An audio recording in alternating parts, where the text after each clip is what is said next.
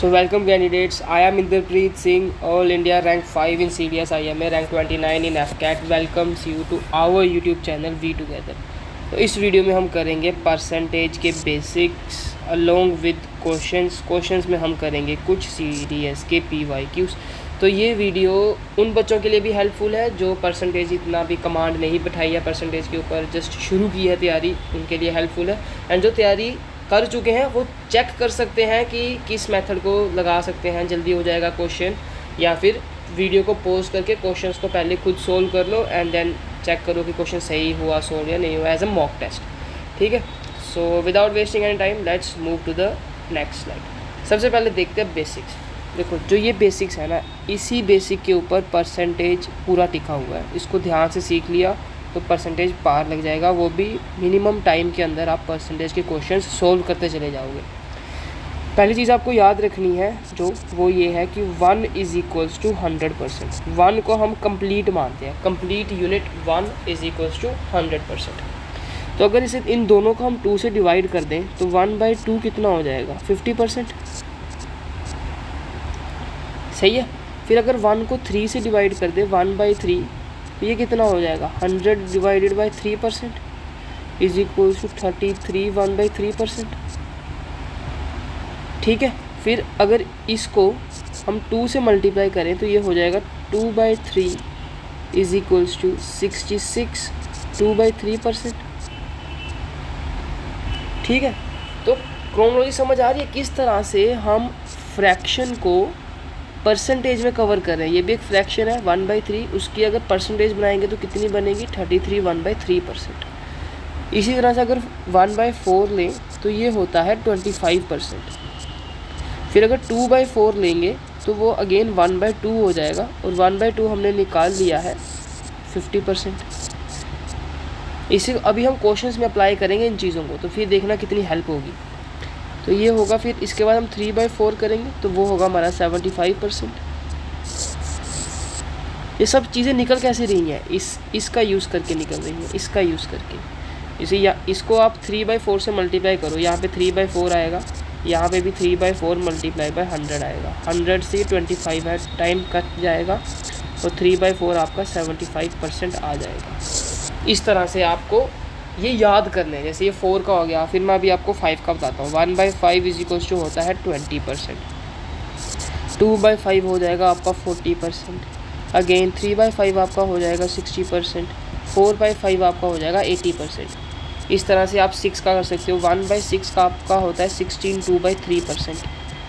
ठीक है। फिर ऐसे ही आप 2/6 निकालोगे, 2/6 निकालोगे तो 2/6 आपका कितना हो जाएगा, 1/3 क्या होता है, 33 1/3%। फिर आप 3/6 निकालोगे तो वो कितना होगा, 1/2 आपका कितना होता है 50%। फिर आप 4/6 निकालोगे, 4/6 आपका क्या होगा, 2/3 कितना होता है 66 2/3%। फिर आप 5/6 निकालोगे, 5/6 के लिए आप इसे 5 से मल्टीप्लाई करोगे, 5 से मल्टीप्लाई करोगे तो ये आएगा 16 5 80, 5 2 10/3%। और हमें पता है ये फ्रैक्शन जो है इसमें ये वाला बड़ा नहीं होना चाहिए। मिक्स फ्रैक्शन में ये जो क्वांटिटी है इससे बड़ी नहीं होनी चाहिए। तो इसे सोल्व करेंगे 83 1/3%, 3 3 9 + 1 10, इसे प्लस कर देंगे तो ये आ जाएगा 83 1/3%। ठीक है। इस तरह से हमने 5/6 का भी देख लिया, 83 1/3%। इसी तरह से मैं आपको ये चार्ट, इसका चार्ट मैं अपने टेलीग्राम चैनल पे शेयर कर दूंगा। आपको FCAT के लिए कम से कम 10 तक तो याद करने ही है, 10-11 तक याद करने हैं, और CDS के लिए आप 15 तक याद करो। ठीक है।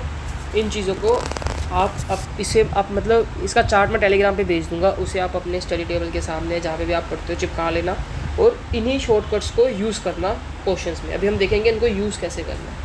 ठीक है। आगे चलते हैं। ये आपको बता दिया कि निकले कैसे हैं। चार्ट आपको टेलीग्राम पे मिल जाएगा वीडियो के बाद। ठीक है। अभी यहाँ पे देखते हैं इंक्रीज डिक्रीज के क्वेश्चन, देखना कितनी जल्दी से हम ऐसे सोल्व करते हैं। देखो मान लो वो बोलता है a quantity is increased bye 33 1/3%। तो हमें पता है 33 1/3 किसके इक्वल होता है, 1/3 होता है। तो उसने कहा है कि क्वांटिटी को इंक्रीज़ किया हमने इस परसेंट से, तो हम जो नीचे वाली होगी उसको मानते हैं ओरिजिनल। ओरिजिनल है हमारी 3, और ये जो होता है ये होता है हमारा चेंज आइदर प्लस और मतलब इंक्रीज़ और डिक्रीज़। उसने कहा है 33 1/3% से इंक्रीज़ हुआ है, मतलब ओरिजिनल था 3, उससे 1 इंक्रीज़ हो गया मतलब 4। अब उसकी वैल्यू कितनी हो गई है 4। तो इस तरह से हम इंक्रीज़ करते हैं। अभी डिक्रीज़ देखते हैं। मान लो उसने कहा अ नंबर इज़ डिक्रीज्ड बाय 10%। 10% की फ्रैक्शन कितनी होती है 1/10। नीचे वाला होता है हमारा ओरिजिनल हमारा हो गया 10। उसने कहा है नंबर 10% से डिक्रीज़ हो गया, मतलब 10 से 1 डिक्रीज़ हो गया। 1 डिक्रीज़ मतलब अभी न्यू वैल्यू कितनी आ गई उसकी 9। इस तरह से हम डिक्रीज़ का देखेंगे। फिर मान लो वो बोलता है a number is increased bye 40%। Increase हुआ है 40% से। 40% की फ्रैक्शन होती है 2/5। 5 हमारा है ओरिजिनल कितना है 5। 5 से मतलब उसने कहा है नंबर इंक्रीज़ हुआ है 40% से। 40% से इंक्रीज़ हुआ है, 40% की फ्रैक्शन लिखी हमने 2/5। 5 हमारा ओरिजिनल। 5 से 2 बढ़ गया तो न्यू वैल्यू कितनी आ गई उसकी 7। ये हमारा इस तरह से हम फ्रैक्शन का यूज़ करेंगे इंक्रीज़ डिक्रीज़ के क्वेश्चन में। इसका प्रॉपर यूज़ क्वेश्चंस आगे हैं, आपको पूरा क्लियर होगा, बस आप बेसिक अभी देखते जाओ, ठीक है। वीडियो के अंत तक बने रहना, बहुत हेल्प मिलेगी। ये देखो यहाँ पे वो कह रहा है a number is increased bye 20%। 20% की फ्रैक्शन क्या हो जाएगी 20% की फ्रैक्शन होगी 1/5। मतलब पहले नंबर था 5, अब हो गया है 6, क्योंकि ये हमारा ओरिजिनल होता है। यहाँ पे हम ओरिजिनल लिखेंगे, ओरिजिनल यहाँ पे लिखेंगे न्यू। ओरिजिनल हमारा 5 था, 5 में 1 बढ़ गया तो ये 6 हो गया। फिर उसने कहा देन 10%। पहले नंबर को इंक्रीज़ किया 20% से, फिर 10% से। 10% की फ्रैक्शन होती है 1/10। पहले कितना था 10, 10 से 1 बढ़ गया मतलब हो गया 11। तो ओवरऑल कितना हुआ, ओवरऑल चेंज हमारा हमेशा मल्टीप्लाई से आएगा। ओवरऑल चेंज मल्टीप्लाई से आएगा तो कितना हो गया 50 और ये हो गया 66। तो ये हुआ कि पहले वैल्यू हमारी अगर 50 थी तो चेंज होने के बाद हमारी वैल्यू 66 हो गई है। फिर उसने क्वेश्चन में कहा है कि वो 20% एंड 10% इंक्रीज़ होने के बाद उसकी वैल्यू बन गई 198। हमारी फ्रैक्शन के अकॉर्डिंग वैल्यू बनी है 66, मतलब 66 को इक्वेट करेंगे हम 198 से। यहाँ से निकालेंगे 1 यूनिट की वैल्यू। 1 यूनिट की वैल्यू आएगी 198 divided by 66 is equals to 3। 1 unit की वैल्यू आ गई हमारी 3। फिर उसने पूछा है find the original value of number. Original value क्या है हमारी 50, तो फिर हम 50 यूनिट की वैल्यू निकाल देंगे। 50 यूनिट की वैल्यू कितनी आ गई हमारी 150। तो ओरिजिनल हमारा नंबर कितना था 150। क्वेश्चन समझा। उसने कहा था हमारे पास कोई एक नंबर है, मान लो x, उसको हमने इंक्रीज़ किया 20% से, फिर इंक्रीज़ किया 10% से। इंक्रीज़ ये 2 इंक्रीज़ करने के बाद हमारी वैल्यू नंबर की बन गई 198। हमें बताओ ओरिजिनल नंबर की वैल्यू क्या थी। हमने 20% की फ्रैक्शन लिखी 1/5। 5 से वो 6 हो गया, मतलब इंक्रीज़ हुआ 5 से 6। फिर 10% की फ्रैक्शन लिखी 1/10। 10 से वो 1 इंक्रीज़ हो गया, मतलब 10 से 11 हो गया। ओवरऑल चेंज कितना आया 50 से 66, कि अगर पहले हमारी ओरिजिनल वैल्यू 50 थी तो अब उसकी वैल्यू 66 है। क्वेश्चन के अकॉर्डिंग अब उसकी वैल्यू 198 है, तो हमने अपनी फ्रैक्शन की वैल्यू क्वेश्चन की वैल्यू से इक्वेट करी। फ्रैक्शन की वैल्यू क्वेश्चन की वैल्यू इक्वेट करने से हमें 1 यूनिट की वैल्यू आई। 1 यूनिट की वैल्यू आई 3। 1 यूनिट की वैल्यू अगर 3 है तो हमें 50 यूनिट की वैल्यू चाहिए, बिकॉज हमारा ओरिजिनल जो नंबर था हमारे फ्रैक्शन के अकॉर्डिंग 50 आ रहा है, तो 50 की वैल्यू कितनी आ गई 150। तो ये हमारा ओरिजिनल नंबर। समझे। इस तरह से हम यूज़ करेंगे इंक्रीज डिक्रीज का कंसेप्ट और फ्रैक्शन को अपने क्वेश्चंस में। आगे चलते हैं। If x is 25% more than y, then y is how much percent less than x। देखो 2 नंबर है x और y। फ्रैक्शन दी है हमें 25%। 25% मतलब 1/4। उसने कहा है x जो है 25% ज़्यादा है y से। अगर y को हम 4 मान लें तो 4 से कितना ज़्यादा है, 1 ज़्यादा है, तो 5 हो गया। समझे कैसे। उसने कहा है कि x जो है 25% ज़्यादा है y से। 25% की हमने फ्रैक्शन देखी कितनी होती है 1/4। 1/4 हम जो नीचे वाला होते हैं हम उसे ओरिजिनल मानते हैं और जो ऊपर आता है उसे हम चेंज मानते हैं प्लस माइनस, कि अगर इंक्रीज़ है तो प्लस, डिक्रीज़ है तो माइनस। ओरिजिनल मतलब ओरिजिनल वैल्यू किसे मानेंगे, y को, बिकॉज इसके कंटेक्स्ट में x ज़्यादा है, x 25% ज़्यादा है, तो x को 4 + 1 5, तो y कितना होगा 4।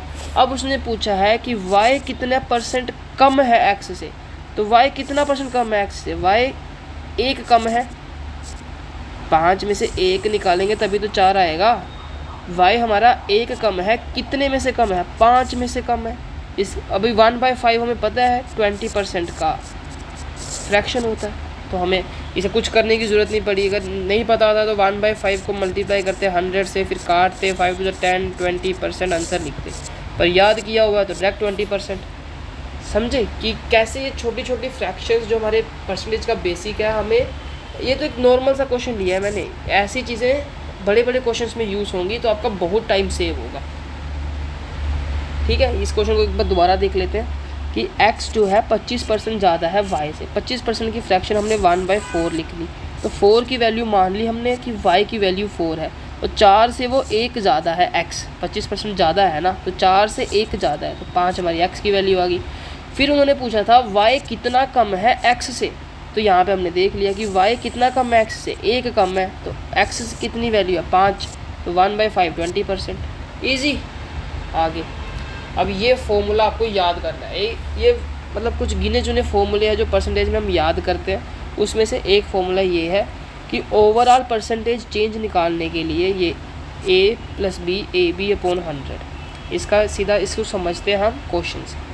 इन्होंने कहा है a number is increase by 5% and then 25%, find overall increase. Overall change कितना हुआ, फॉर्मूला से भी करेंगे और फ्रैक्शन से भी करेंगे।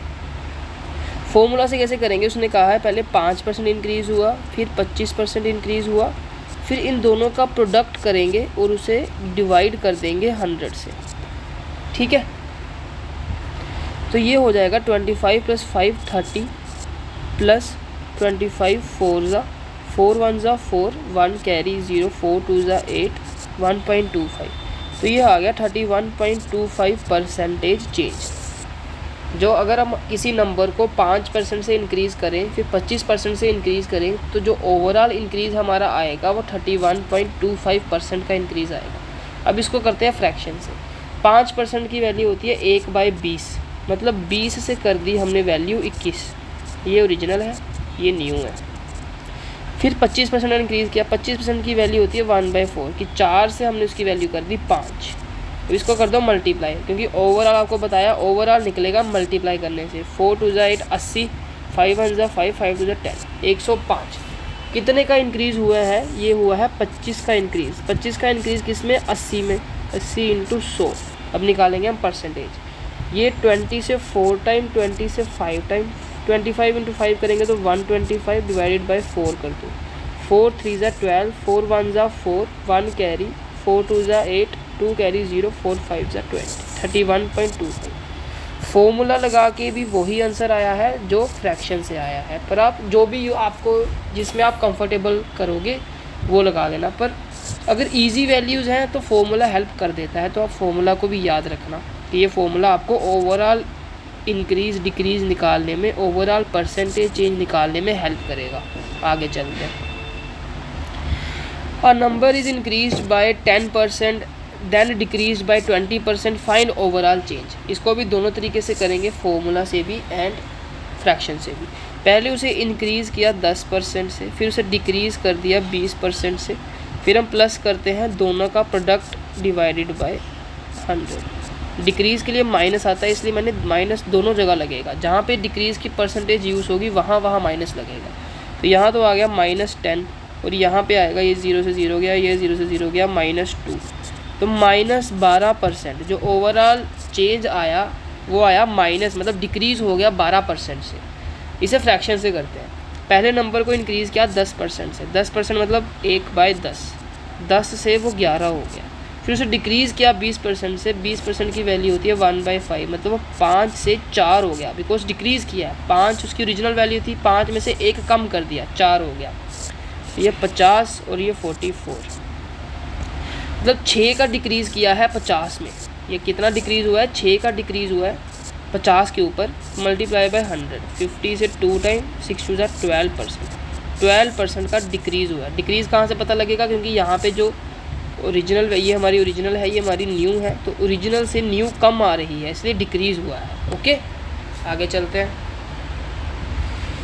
A number is increased by 33 1/3%, then decreased by 25%, then increased by this percent, find overall change। देखो अभी 3 आ गए, 3 में फॉर्मूला लगाने जाओगे तो बहुत टाइम लगेगा।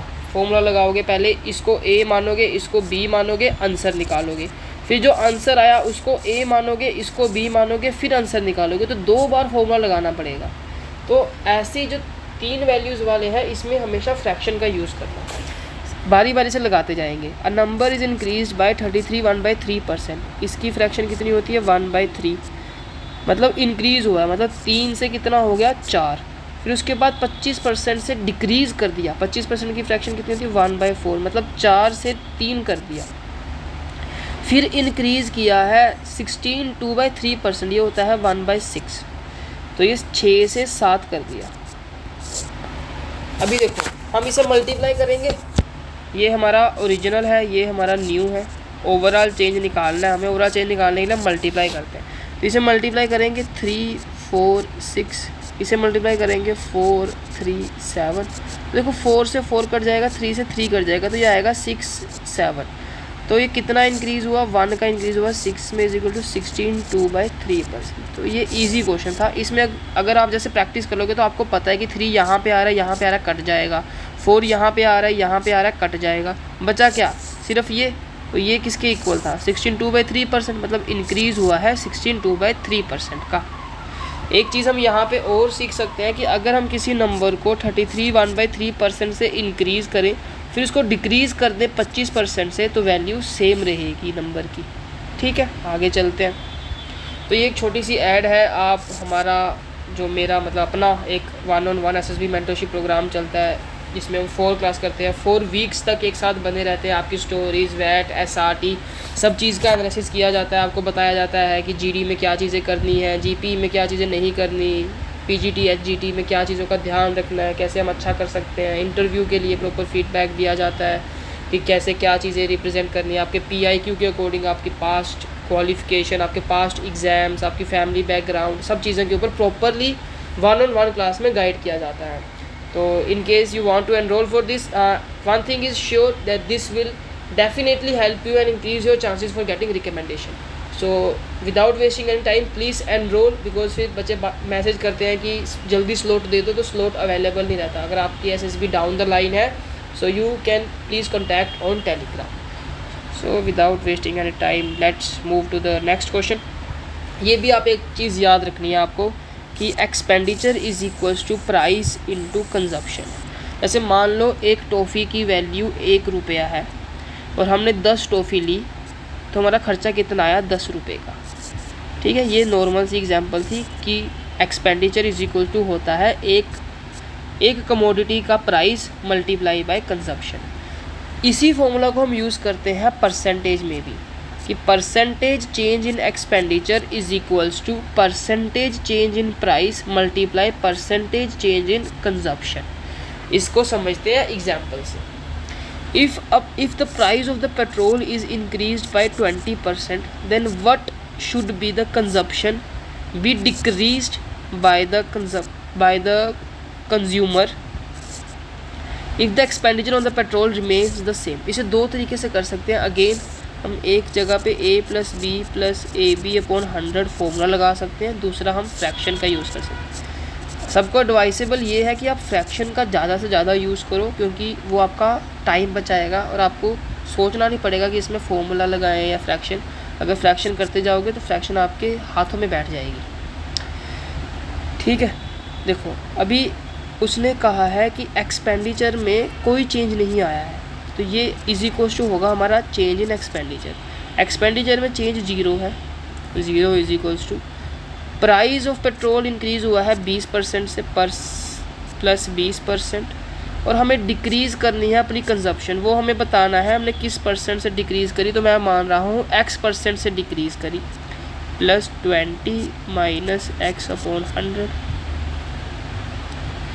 ठीक है, ये 20 से यहाँ 5 टाइम कट गया। 20 is equals to x plus x/5 आ गया। ठीक है, 20 इज इक्वल्स टू यहाँ पे इसे कैरी करेंगे तो ये आएगा 5 6x/5। तो x आ गया हमारा 100/6%। हमें अपनी कोमोडिटी को जो हम कंजप्शन कर रहे हैं उसे इतने परसेंट से डिक्रीज़ कर देंगे तो हमारे ऊपर कोई प्रभाव नहीं पड़ेगा जो पेट्रोल का खर्चा बढ़ा है उससे। अगर इसको और ज़्यादा वो करोगे आप सिंप्लीफाई करोगे तो ये आ जाएगा 16/2/3%। अब इस फ्रैक्शन से देखते हैं कितना आसान होगा। फ्रैक्शन से उसने कहा है कि पहली चीज़ आपको ये याद रखनी है कि मल्टीप्लाई करके हमें एक्सपेंडिचर का परसेंटेज चेंज आएगा। उसने कहा है कि price of the petrol is increase bye 20%। तो प्राइस है जो वो इंक्रीज़ हुआ 20%, 20% की फ्रैक्शन होती है 1/5, मतलब 5 से 6 हो गया।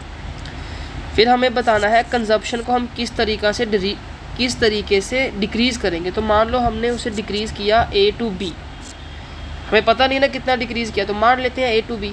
अब इसे मल्टीप्लाई करके हमारे पास आएगा एक्सपेंडिचर का चेंज। एक्सपेंडिचर रहा है हमारा सेम, वो पहले भी 1 था, वो अब भी 1 है। अभी हम इसे करेंगे मल्टीप्लाई, ये हो जाएगा 5A, ये हो जाएगा 6B इज इक्वल्स टू 1/1। ऐसा ही है, A/B की वैल्यू आ जाएगी हमारी 6/5, मतलब A हमारा आ गया 6, B हमारा आ गया 5। मतलब हमने 1 डिक्रीज़ किया है। डिक्रीज़ किस पे किया है? 6 पे। 1/6 किसके बराबर होता है? 16/2/3% के बराबर होता है। तो आ गया, फॉर्मूला से भी वही आंसर, फ्रैक्शन से भी वही आंसर, पर फ्रैक्शन थोड़ा अच्छा है एज़ कम्पेयर टू फॉर्मूला। बाकी आप दोनों चीज़ें सिखा दी है, आप दोनों चीज़ें अप्लाई कर सकते हो। आगे चलते हैं। तो इससे क्वेश्चन पूछता है, एग्जामिनर पूछे जाते हैं कंजप्शन वाले कि इतना इंक्रीज़ हो गया, इतना डिक्रीज़ हो गया। यहाँ पे तो मैंने एक्सपेंडिचर ऑन पेट्रोल सेम रखा है, तो वो बता सकता है कि एक्सपेंडिचर ऑन पेट्रोल सिर्फ 10% से बड़ा है, तो फिर आप यहाँ पे 10 का यूज़ करोगे। यहाँ पे 10% से बड़ा है तो यहाँ पे 10 × 11 आएगा। ऐसी चीज़ें चेंज होती जाएंगी क्वेश्चन में। स्लाइड चेंज करने से क्वेश्चन पूरा चेंज हो जाता है। तो अभी देखते हैं हम पॉपुलेशन में इंक्रीज डिक्रीज। पॉपुलेशन के क्वेश्चन मोस्टली हर एग्जाम में पूछे जाते हैं, CDS, FCAT, SSC, कोई एग्ज़ाम हो उसमें पॉपुलेशन क्वेश्चन आ जाता है कि पहले पॉपुलेशन ये थी, फिर इतनी इंक्रीज़ हुई, फिर इतनी इंक्रीज़ हुई, बताओ अभी कितनी है। या फिर ऐसे बोलते हैं कि आज के समय में पॉपुलेशन इतनी है, बताओ 2 साल पहले कितनी होगी। तो दोनों तरह के हम मेथड अभी सीखेंगे। उसने कहा है पॉपुलेशन ऑफ द टाउन इतनी है, if it increase at the rate of 5% per annum then what will be the population 2 year hence. 2 साल बाद पॉपुलेशन कितनी होगी? 5% की हमारी फ्रैक्शन होती है 1/20। प्रेजेंट में पॉपुलेशन कितनी है? 352,800। 5% से इंक्रीज़ हुई है 2 बार, 2 साल, मतलब पहले 20 थी अब 21 हो गई। 2 बार हुई है इसलिए पहले 20 थी, 2 बार मल्टीप्लाई करेंगे, इंक्रीज़ हो रही है ना, तो ये ओरिजिनल है, ये हमारा इंक्रीज़ है, तो 20 से 1 + 21 हो गई। तो यहाँ से ये कट जाएगा। फिर 2 2 ज़ा 4, 4 से काटते हैं सीधा, 4 8 ज़ा 32, 3 4 8 ज़ा 32, 4 2 ज़ा 8। फिर 21 का अगर स्क्वायर करेंगे तो आएगा 441। फिर यहाँ पे 882, इसे मल्टीप्लाई कर देंगे तो आपका आंसर आ जाएगा। वीडियो ज़्यादा लंबी हो जाएगी, मल्टीप्लाई आप खुद कर लेना। फिर हम देखेंगे कि 2 साल पहले पॉपुलेशन क्या थी।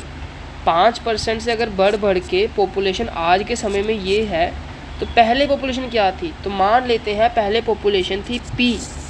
पहले पॉपुलेशन हमारी P थी, तो वो इंक्रीज़ हुई 21/20, फिर 21/20, और वो आज के समय के बराबर पहुंच गई 352800।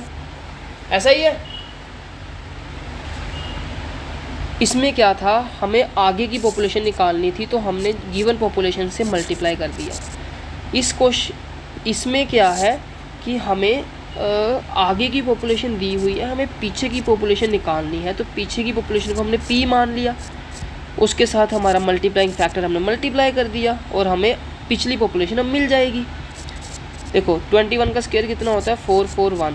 441 को आप 8 से मल्टीप्लाई करो, 8 1 ज़ा 8, 8 4 ज़ा 32, 8 4 32 एंड 35, 3528, तो ये कट जाएगा 800 से।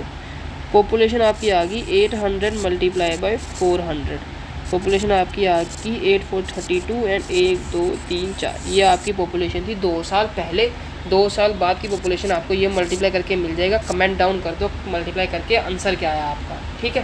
तो लाइक करो अगर वीडियो आपको अच्छी लग रही है यार, ऐसा मत करो एफर्ट डाल रहे हैं। 25 मिनट हो गए वीडियो को बनाते हुए, वीडियो को रिकॉर्ड करते हुए, बनाते हुए तो पूरा 1-2 घंटे हो गए भाई कंटेंट लिखने में।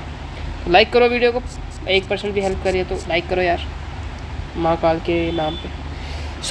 अभी 2 छोटी छोटी ट्रिक्स हमसे देख लेते हैं। मान लो आपसे पूछते हैं कि 51% ऑफ 128, तो इसे हम कर सकते हैं 50 + 1% ऑफ 128। और 50% आसान है, 50% मतलब 1/2, इसे 2 से डिवाइड कर दो तो ये आ जाएगा 64। 1% भी निकालना है, 1% निकालना भी आसान है। 1% मतलब 1/100, इसे 100 से डिवाइड कर दो मतलब 1.28, तो ये कितना आ गया हमारा 65.28। कितना आसान था। ऐसे ही हम 49% का निकाल सकते हैं 50 - 1 करके। इसे छोटी मोटी प्लस माइनस आप अकॉर्डिंग टू क्वेश्चन अप्लाई कर सकते हैं, ठीक है। ये था हमारा पहला। ये अभी हम देखेंगे दूसरा, 39% ऑफ 125। अगर 39% ऑफ 125 निकालना हो तो मैं तो क्वेश्चन स्किप कर दूं, पर मेरे को पता है कि A% of B is equals to होता है B% ऑफ A, ठीक है। अब 39% ऑफ 125 निकालें या 12.5% ऑफ 39 निकालें, एक बात है। और 12.5% मेरे को पता है 1/8 के इक्वल होता है। इसे आप सोल्व करोगे 125 1 2 3 125 से 1 8 बार, तो ये आपका 1/8 आएगा।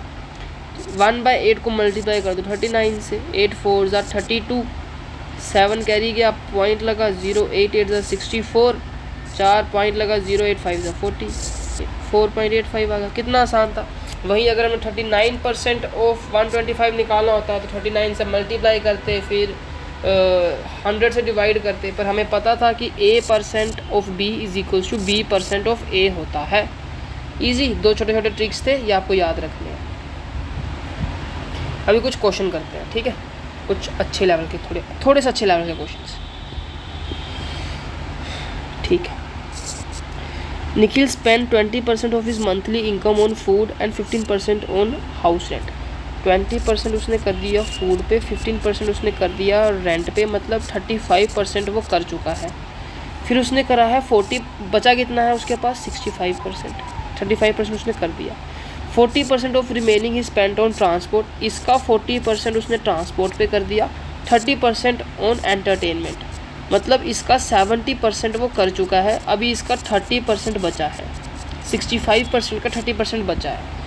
फिर क्वेश्चन कह रहा है he is left with 8775 after all expenditure, what is Nikhil's monthly income. अब देखो उसने कहा है 30% ऑफ 65% ऑफ इनकम किसके इक्वल दी है, 8775 के इक्वल, 8775 के इक्वल, ठीक है। एक बार इस चीज़ को दोबारा समझते हैं कि मेन यही है कि क्वेश्चन इतना छोटा कैसे होगा। उसने कहा 20% मंथली इनकम फूड पे गई, 15% हाउस रेंट पे गई, मतलब 20 15 35% वो खर्च चुका है, बचा है उसके पास 65%। फिर उसने कहा 65% में भी 40% उसने ट्रांसपोर्ट पे खर्च दिया, 30% उसने एंटरटेनमेंट पे खर्च दिया, मतलब 65% जो उसके पास बचा था, उस 65% का 70% भी वो खर्च चुका है, बचा है उसके पास 30%। 30% किसका, 65% का, और उसकी वैल्यू दी है 8775। 30% of 65% of income is equal to 8775, तो ये यहाँ से कट गया 5 से 13 टाइम्स, 5 से 20 टाइम्स, ये 3 से काट दो, 3 2 6, 3 9 27, 3 2 6, 3 5 15। अब 13 से काट दो, 13 2 26, 3 गया, 13 2 26, 30 5, फिर से 2 से मल्टीप्लाई कर दो तो ये आएगा 450, फिर 1 और 2 0 लगा दो तो 45,000 उसकी इनकम है। आसान था क्वेश्चन, जस्ट लैंग्वेज को ध्यान से पढ़ा, फिर हम अपने मेथड्स लगाते गए कि अगर 35% हमने खर्च दिया है तो बचा होगा 65% में से अगर 70% खर्च देंगे तो बचेगा 30%। फिर हमने निकाला 30% of 65% of income is equal to this the remaining value. Great, आगे चलते हैं। लाइक कर देना अगर यहाँ तक देख लिया, मतलब आप तैयारी अच्छे से कर रहे हो तो लाइक कर देना वीडियो को, और शेयर भी करना, चैनल पे नए हो सब्सक्राइब भी करना। चलो ये क्वेश्चन हमने अभी किया है, इसको आप काफ़ी लंबी वीडियो हो गई, इसे आप उसमें करो, कमेंट में लिखो इसका आंसर, ठीक है, ये आपका होमवर्क है। आगे चलते हैं। There are 3 contestants PQR in an election. P secured 20% of the votes and Q secured 70% of the remaining votes. ये remaining word को भूलना नहीं पेपर में। If R secured 4800 votes, by how many votes has winner won the election?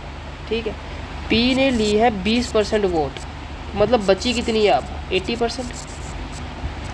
उस 80% का 70% ले गया हमारा Q, तो फिर R ने कितनी ली है 30%, ठीक है, और उसकी वैल्यू दे रखी है 4800।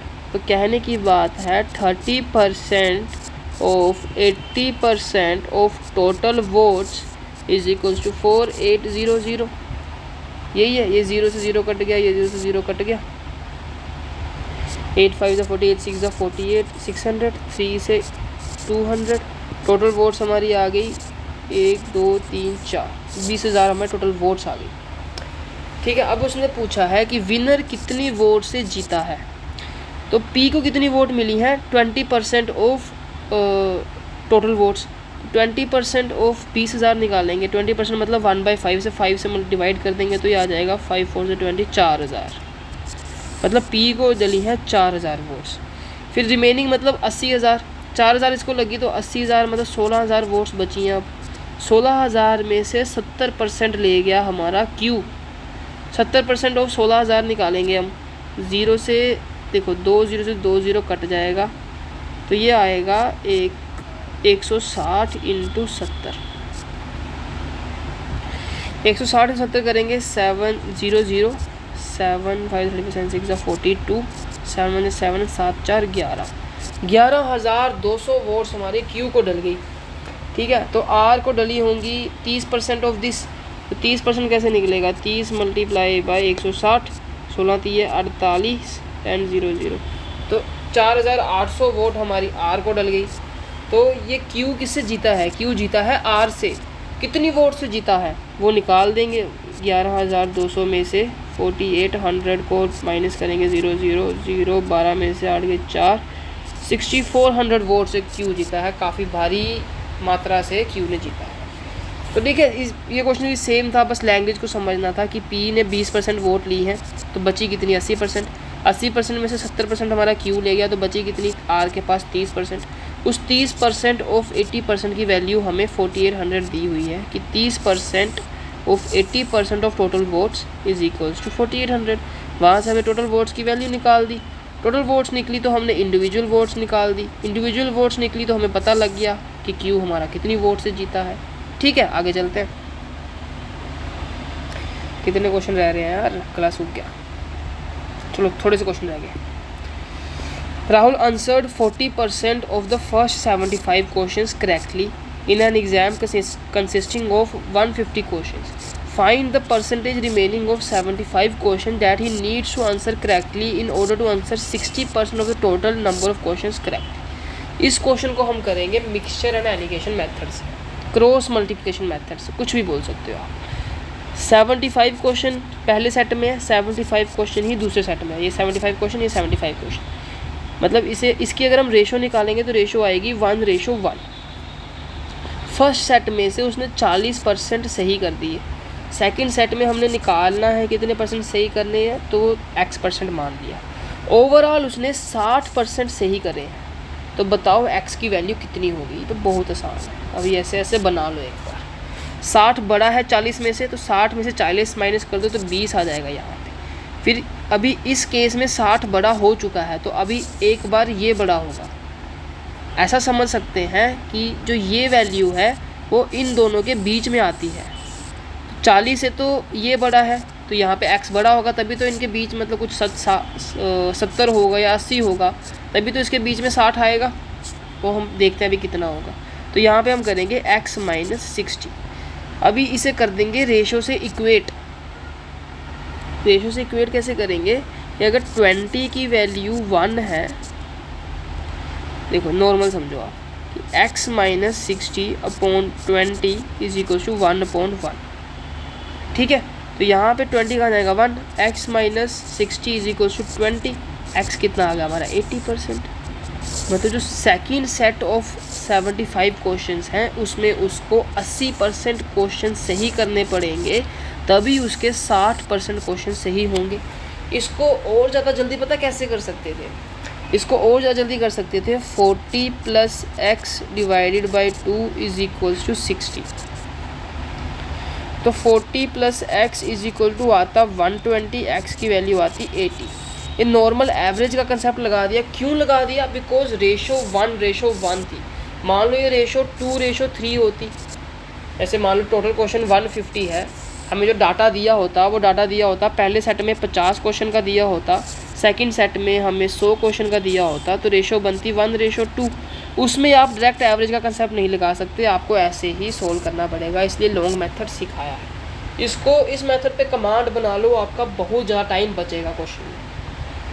इस मेथड के ऊपर स्पेसिफिक अलग वीडियो बनाएंगे, चैनल को सब्सक्राइब करके रखो। जितना टाइम मिलता है भाई, I am putting my efforts, you just show your faith. Okay, so ये CDS के PYQs हैं, ये CDS के छोटे मोटे PYQs हैं जो FCAT में आपको हेल्प करेंगे, और CDS वालों को तो करेंगे ही। एक चीज़ याद रखना, ये क्वेश्चन थ्योरेटिकल क्वेश्चन है।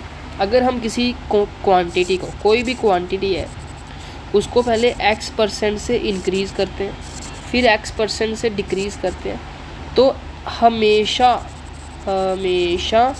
डिक्रीज़ ही होगा, कभी इंक्रीज़ नहीं होगा। अब एग्जांपल देखते हैं। मान लो एक नंबर है, उसको 10% से पहले इंक्रीज़ कर दिया, फिर 10% से डिक्रीज़ कर दिया, तो बताओ ओवरऑल क्या हुआ। अभी मेरे को पता है कि सेम परसेंटेज से इंक्रीज़ किया, सेम परसेंटेज से डिक्रीज़ किया, तो हमेशा डिक्रीज़ ही होगा। कितना डिक्रीज़ होगा वो निकाल लेते हैं। 10% से इंक्रीज़ किया, पहले 10% की फ्रैक्शन 1/10, 10 से 11 हो गया, फिर 10% से डिक्रीज़ कर दिया, 10 से 9 हो गया, तो 100 आया और 99 आया, मतलब 1% का डिक्रीज़ हुआ है। इसका शॉर्टकट भी होता है कि आप क्वांटिटी का स्क्वायर डिवाइड बाय 100 कर दो। यहाँ पे इसका स्क्वायर कितना आएगा 100 डिवाइडेड बाय 100, तो 1% का डिक्रीज़ आ गया। शॉर्टकट को मतलब याद रखो, आप सीधा फ्रैक्शन मेथड को लगाओ और आपका आंसर आ जाएगा। तो याद रखने वाली बात थी वो ये थी कि अगर किसी भी क्वांटिटी को हम सेम परसेंटेज से इंक्रीज़ करते हैं, सेम परसेंटेज से डिक्रीज़ करते हैं, तो हमेशा डिक्रीज़ होता है, हमेशा डिक्रीज़ होता है। अब इसने कहा है a number of item in a booklet is n, in the first year there is increase of x% this number and the subsequent year decrease x%। बताओ 2 साल के बाद क्या हुआ, तो उसमें कम हो गई भाई। हमने अभी पढ़ा ना कि एक क्वांटिटी को पहले हम x% से बढ़ा दें, फिर x% से घटा दें, तो हमेशा वैल्यू कम आएगी। तो ये हमारा आंसर है, इजी। अभी ये देखो, इसमें 3 क्वांटिटीज़ हैं x, y, z। सॉरी, वो कह रहे हैं x सेल्स 25% चीपर देन y, 25% की वैल्यू 1/4। मतलब अगर 4 की y की वैल्यू 4 है तो x उससे 25% कम, मतलब 4 में से 1 कम, x हमारा 3 है। देखो ये वही है जो बेसिक हमने स्टार्टिंग में क्लास में देखा था, वही आपको हेल्प कर रहा है यहाँ तक। फिर उसने कहा है कि x जो है वो 25% ज़्यादा पे बेच रहा है z से, मतलब अगर इसका 4 है तो ये 5 होगा, 25% ज़्यादा है। अभी ये इन दोनों को हम सेम करेंगे, इन दोनों को सेम करने के लिए इसको मल्टीप्लाई करेंगे 5 से, इसको मल्टीप्लाई करेंगे 3 से, तो 5 3 15, यहाँ तो 15 आ गया। अब इसको 5 से कर दो, 5 4 20, इसको 3 से कर दो, 4 3 12। ठीक है, इस तरह से हमें ओवरऑल मिल गया। जब भी ओवरऑल निकालना होगा तो जिस क्वांटिटी में 2 फ्रैक्शन आ रही होंगी उनको सेम करना है। सेम करने के बाद जो आपका ओवरऑल निकलेगा वो आपका सॉल्वेबल होगा, उसके बेसिस पे आप आंसर निकाल सकते हो। अभी उसने पूछा है how much % x good cheaper देन y। x की जो गुड्स हैं ये x की गुड्स हैं, ये y के गुड्स हैं। x की गुड कितनी चीपर है y से, तो ये कितनी चीपर है 8 चीपर है। 20 में से 8 निकालेंगे तो 12 आएगा, 8 चीपर है।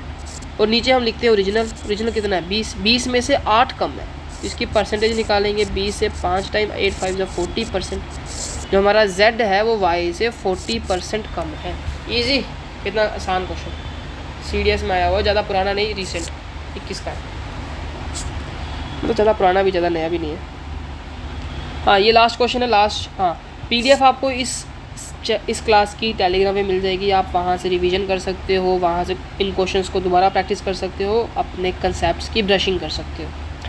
तो join the Telegram channel as well, description में आपको लिंक मिल जाएगा। ट्रेडर कहता है मैं आपको डिस्काउंट देता हूँ 20% का, फिर मैं दूंगा 10% का, फिर मैं दूंगा 5% का, बताओ ओवरऑल कितना डिस्काउंट मिला।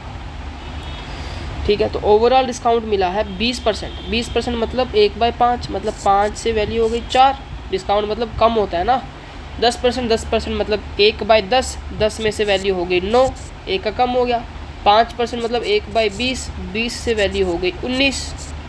अब निकाल लो इसे, 5 टू द 10 1000, अब इसे मल्टीप्लाई कर लो। 19 को 4 से करेंगे तो आएगा 9 4 36 76, फिर इसको करेंगे 9 से, तो 9 6 54, 9 7 63, 63 में 5 प्लस कर देंगे तो 68, 684।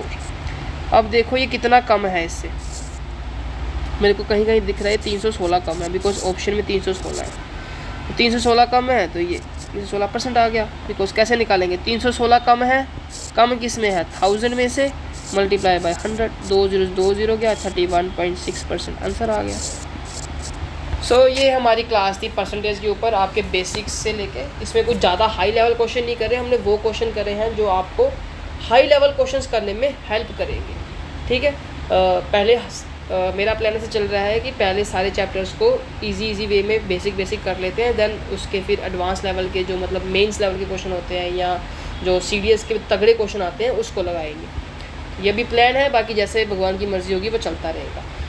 अगर आपने वीडियो यहाँ तक देखी है तो मैं समझ सकता हूँ आप मेरे स्टूडेंट हो। तो आप अपने जो पर्सनल डाउट्स रहते हैं मैथ के क्वेश्चंस के, रीजनिंग के क्वेश्चंस के, CDS के हों या FCAT के हों, मैथ के किसी एग्ज़ाम के हों, डजेंट मैटर, आप उनको शेयर करो टेलीग्राम पे। उसका जो बेस्ट पॉसिबल सोल्यूशन होगा जितनी जल्दी हो सकेगा आपको प्रोवाइड किया जाएगा। अगर आप सोल्यूशन से नहीं समझ पाओगे तो टाइम निकाल के आपके लिए गूगल मीट की क्लास भी अरेंज कर देंगे, इतना करा जा सकता है, बिकॉज आपने वीडियो पूरी देखी है यार, तो इतना आपके लिए बनता है।